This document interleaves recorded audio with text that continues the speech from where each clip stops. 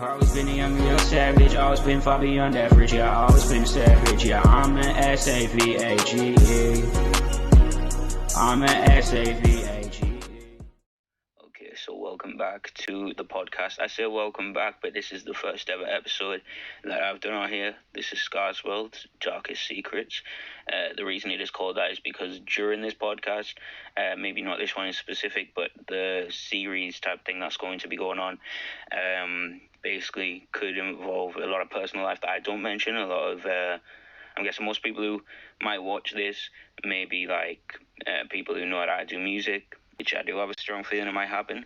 I didn't want them YouTube videos to be there. I just thought, why? I know it's a part of me, but I don't really care for them. And a lot of my old songs as well. So I deleted it. So that's why sometimes people don't understand and they class that as mumble. I don't class it as mumble. It's just I'm not too good with my words. But yeah, I would definitely, why am I this? And it's like, I was quite upset about it. I was like, I don't want to be classed as autistic. And again, I'm not saying I've got anything wrong with autistic people. I've got a cousin that's autistic. I think, and you know, there's nothing wrong with being autistic. It was just for me personally, it was just like, oh wait, what? Like, it was just the first shock. I was like, so I'm autistic, and it did upset me. And that's not because I don't dislike autistic people or anything, because I don't. I think they're great people. They're normal people. But it was just like when it hit me, I was like, oh wait. So it was like, yeah. Time went on, learned to live with it. I didn't really tell anyone. I told a few close friends. I don't think many people actually know that I'm autistic. Well, I mean, I say that, but I think most of them can guess. By the way I act, a lot of people do make jokes about that. And I just kind of stay silent. Sometimes it affects me, but most of the time I take it as banter. But I don't think what many of them do is like they say it's a joke. But I don't think like most of them know that I actually am autistic. So it's weird. Wait, there goes me thing. It's interesting. Because it kind of it's a thing on why I want to be so goodly behaved. I think a few people can probably guess. But yeah, the autism is it's interesting because sometimes I don't think I am, even though I was examined and everything.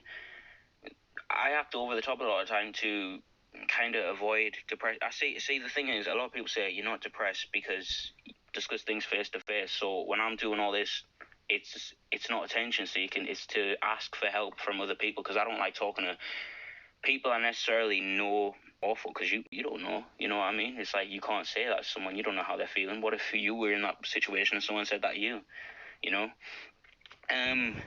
But yeah, it's interesting, but because I was examined over this autism thing, but a lot of it was I was just acting this whole different person to cover up depression and anxiety and everything. I'm not a confident person at all. I've got a lot of insecurities, but I act like I'm all this confident person. I do stupid stuff to act like I've got no insecurities. And realistically, I have so many insecurities. For a start, I don't like my teeth. My teeth are all like, you know, I've got two big front teeth that are gapped out, right? Which a lot of people have. But all my teeth, even my little ones, are all like gapped out. They're crooked and everything. They literally, in the close-up, look like monster teeth. As a little kid, I won't lie, I never used to brush my teeth till I was about 11 years old. And they are quite yellow. I brush my teeth every day now. And I've brushed them every day since like the age of 10 or 11. But because I never brushed them as a little kid, my teeth have always pretty much been yellow. So I don't like the fact that they're yellow. I don't like to smile with my mouth open because, well, people going to see some monster yellow teeth. Don't like a lot of insecurities, you know. I act this confident person, and also it's just like, again, like I said, it was all an act. I'm learning to kind of come to terms with it, and just kind of drop it. It's not necessarily fully on me. I do suffer with autism, so that is part of it. But teachers kind of tend to almost use it against you. I did have a teacher once say to me, "What you think?" Because, like, obviously they didn't say the word autistic, but they said, "So you think that now you get treated specially because of, you know, basically something like that." It was quite a shock when I got that, but I've had a lot of abuse from teachers, and I end up getting blamed for verbal abuse back in the past. Again, I'll discuss on that in another episode. Basically, I used to mouth back after getting verbal abuse from a teacher. I gave verbal abuse to a teacher, and I was the one that got in trouble for it. I think honestly that is very, very difficult to handle. That is a big part of my depression. Honestly, I will blame a lot of teachers for more weight on my depression. I wouldn't say they caused it, because I've dealt with depression a lot longer than that. But yeah, the autistic thing. I guess I should be thankful in a way, because it's just something extra to my life story. So maybe one day, if I pass away, or if I ever get asked on my life story, I guess it's just that bit extra to be like, I was diagnosed with autism. I didn't let it get in my way. I learned to cope with it. I learned to deal with it, and I became the best version of me. Still not the best version of me right now. Still not the best mental version of me, but you got to learn to love yourself in some way. So I will appreciate it in time to come.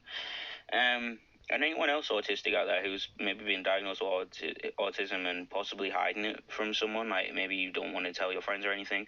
Honestly, I'd say, even though I haven't done it yet, and I guess I've been hiding it too, I would say best thing is to tell your friends that you've been diagnosed with it, because the reason you should tell them is you'll see who's real. Because a lot of, like, I told like one of my closest friends, and as soon as I told him, we got cut off. We were no longer friends. He didn't want to be friends, and I do blame that on the fact that all of a sudden I said I was autistic. So you get to also see who's real or fake, because there is some awful people who genuinely will be fake.